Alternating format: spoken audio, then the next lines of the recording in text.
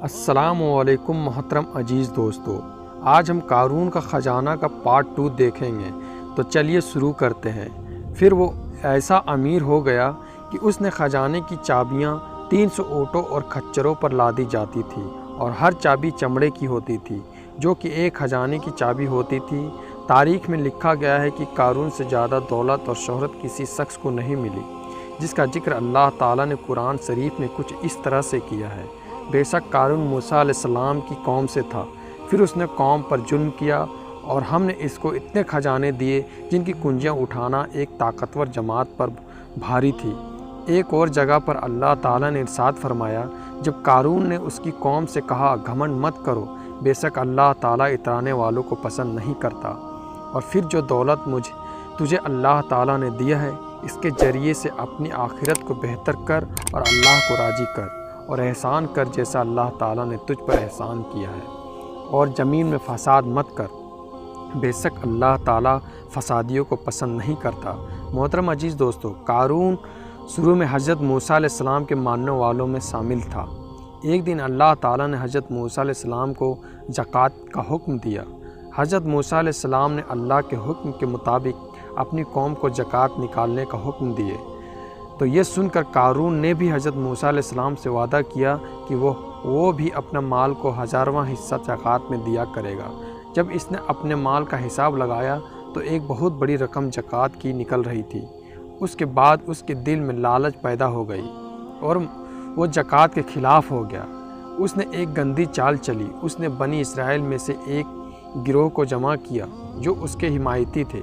انہیں جمع کیا اور کہا، اے بنی اسرائیل کے لوگوں، موسیٰ علیہ السلام نے ہمیں کئی حکم دیے جسے ہم سب نے مانا اور اس پر عمل کیا، لیکن اب موسیٰ علیہ السلام کا ارادہ بدل گیا ہے۔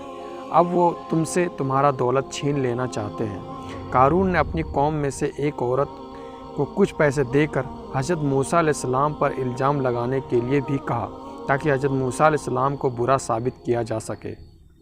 اس کے بعد اپنے قوم کے لوگوں کو جمع کیا اور حضرت موسیٰ علیہ السلام سے پوچھا کہ زنا کی کیا سزا ہے۔ حضرت موسیٰ علیہ السلام نے فرمایا، جو بھی زنا کرے، چاہے اس کی بیوی بھی ہو، تو اسے شرمسار کیا جائے یہاں تک کہ وہ مر جائے۔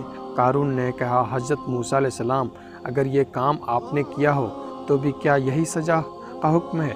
حضرت موسیٰ علیہ السلام نے کہا، ہاں، اگر یہ کام میں نے بھی کیا تو بھی یہی حکم ہے۔ قارون نے کہا، بنی اسرائیل کچھ لوگ کو یہ مانتے ہیں کہ آپ نے فلاں عورت کے ساتھ زنا کیا ہے۔ اس کے بعد حضرت موسیٰ علیہ السلام نے کہا، اس عورت کو میرے سامنے بلاؤ۔ اس کے بعد اس عورت کو حضرت موسیٰ علیہ السلام کے سامنے لایا گیا۔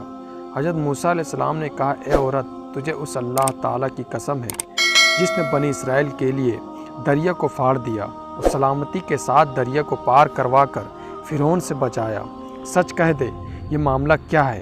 حضرت موسیٰ علیہ السلام نے جلال سے وہ عورت سہم کر کانپنے لگی، اور اس نے پورے مجمع کے سامنے صاف صاف کہہ دیا کہ اے اللہ تعالیٰ کے نبی، مجھے قارون نے بہت دولت دے کر آپ علیہ السلام پر جھوٹا الزام لگانے کے لیے کہا ہے۔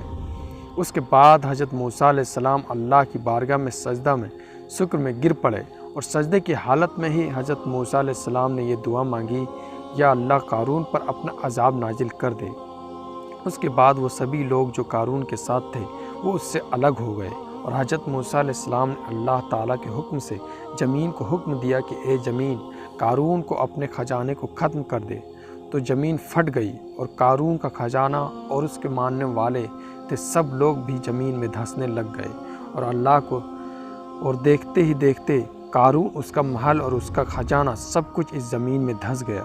جب یہ سب کچھ زمین میں دھنس گیا تو زمین دوبارہ بند ہو گیا جیسے ہی پہلے تھی۔